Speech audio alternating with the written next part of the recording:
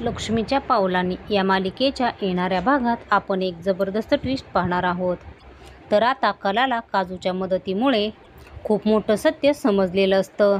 कलाने आता त्या डॉक्टरांकडे जाऊन म्हणजे सौरभकडे जाऊन नैनाबद्दलचं व तिच्या प्रेग्नेन्सी रिपोर्टबद्दल सर्व माहिती मिळवलेली असते आणि कलाने त्याच्याकडून सर्व सत्य वधवून घेतलेलं असतं. त्यानंतर कला खूप मोठा धमाका करणार असते आणि ती नैनाला एक जोरदार चापट ठेवून देणार असते. तर आता कला काजूच्या मदतीने असं काय करणार आणि कोणता मोठा धमाका करणार व तिला आता कोणते मोठे सत्य समजणार हे आपण या व्हिडिओमध्ये पाहणार आहोत. तर व्हिडिओ शेवटपर्यंत नक्की बघा. नैना राहुलला म्हणत असते की राहुल, माझं वजन आता खूपच वाढत आहे, मला ते वजन कमी करायचं आहे. तेव्हा राहुल म्हणतो, अगं नैना, तू तर प्रेग्नेंट आहेस ना, तू अशा अवस्थेत डाईट का करते? तू तर स्वतःची आणि बाळाची काहीही काळजी घेत नाही. तू खरंच प्रेग्नेंट आहे ना, का तू खोटं बोलत आहेस?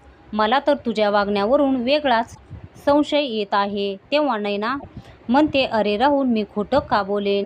मी प्रेग्नेन्सीचे डाईट करणार आहे आणि तुझा माझ्यावरती विश्वास का बसत नाही? तेव्हा राहुल म्हणतो, मी पण तेच बोलतोय, तुला तर जास्त भूक लागते ना, मग आता तू डाईट कसं करणार? आणि तू दिवसातून 2-3 वेळा जेवत असते, तू तुझी भूक कंट्रोल करू शकशील का? मला तू खरं खरं सांग, तू प्रेग्नेंट आहेस का? इथे राहुलला नैनावरती संशय येत असतो, परंतु नैना तिथे राहुलला गोड गोड बोलून गुंडाळत असते. तिथे नैना म्हणत असते, तुला बाळाची जितकी काळजी आहे ना, त्याच्यापेक्षा मला तर जास्तच काळजी आहे. तर तिथे नैना खोटारडं बोलून विषय बदलत राहुलची आणि चांदेकरांची फसवणूक करत असते. नैना न जेवण्याचं नाटक करत असते, परंतु ती मात्र गपचूप काहीही खात असते.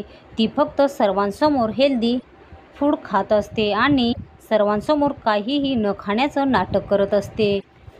तेव्हा कला तिथे नैनाला म्हणत असते की नैनाताई, तू आजकाल खूप कमी जेवत आहे. तुझ्या या अशा कमी खाण्यामुळे तुला खूप अशक्तपणा येईल आणि तू आजारी पडशील.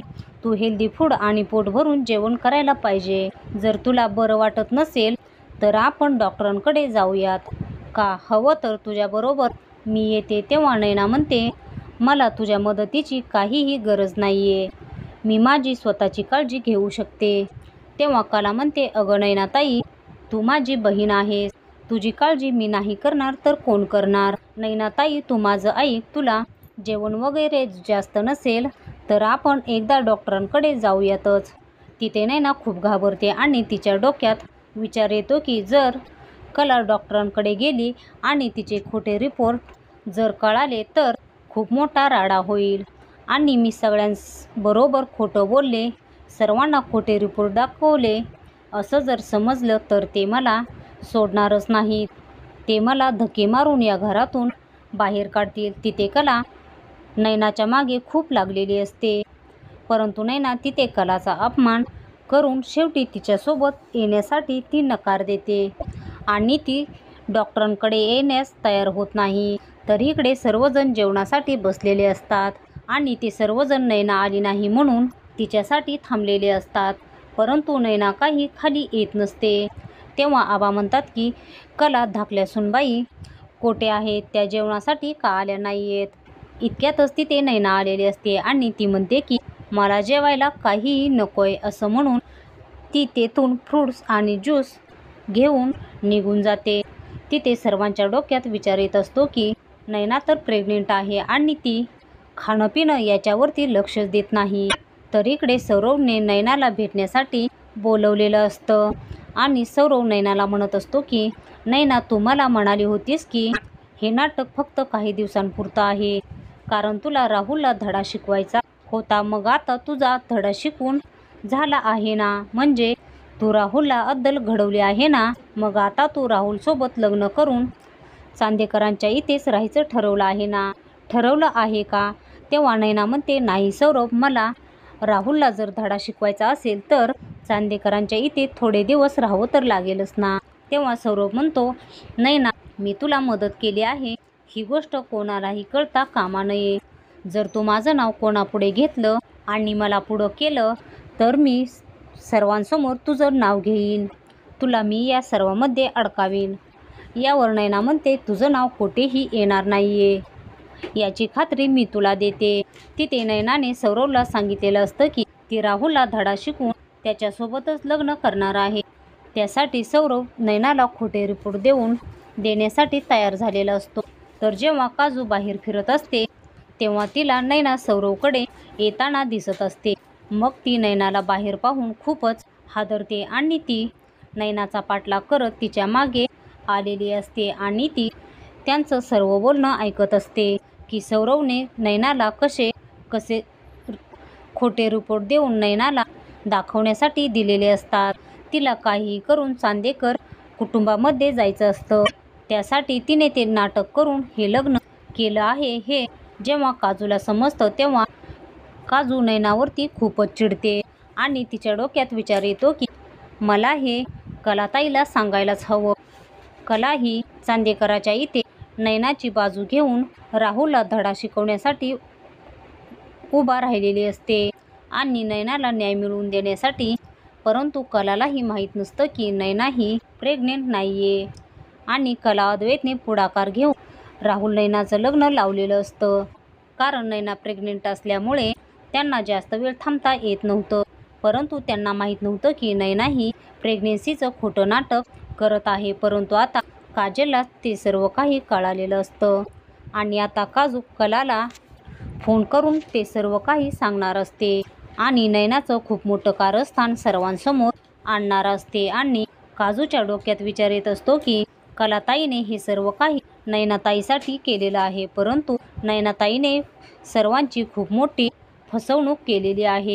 आता ती नैनाला चांगलीच अद्दल घडवण्याची ठरवते आणि हे सत्य जर सर्वांना समजलं नाही तर ते कलाताईला मध्ये घेतील आणि सर्वजण तो आळ कलावरती ढकलतील असं काजूला वाटत असतं. त्यानंतर काजू आता कलाला फोन करत म्हणते की कलाताई, तू आपल्या नेहमीच्या जागेवरती ये, मला तुझ्याशी खूप महत्त्वाचं बोलायचं आहे. तर त्या दोघीजणी भेटण्यासाठी आल्यानंतर काजू कलाला म्हणत असते की कलाताई, मला आता खूप मोठी न्यूज द्यायची आहे. कला म्हणते, काय झालं आहे गुंड्या, मला काही समजून सांगशील का? तेव्हा काजू सांगायला लागते की ताई, तुला माहीत आहे का नैनाताई एका डॉक्टरांना भेटायला गेली होती आणि तिचा पाठलाग मी केला होता आणि त्यांचं सर्व बोलणं मी ऐकलं आहे. तेव्हा कला म्हणते, कोणतं बोलणं? काजू सांगायला लागते की नैनाताई आपली खूप मोठी फसवणूक करत आहे, तिने आपल्या सर्वांना अंधारात ठेवलेलं आहे.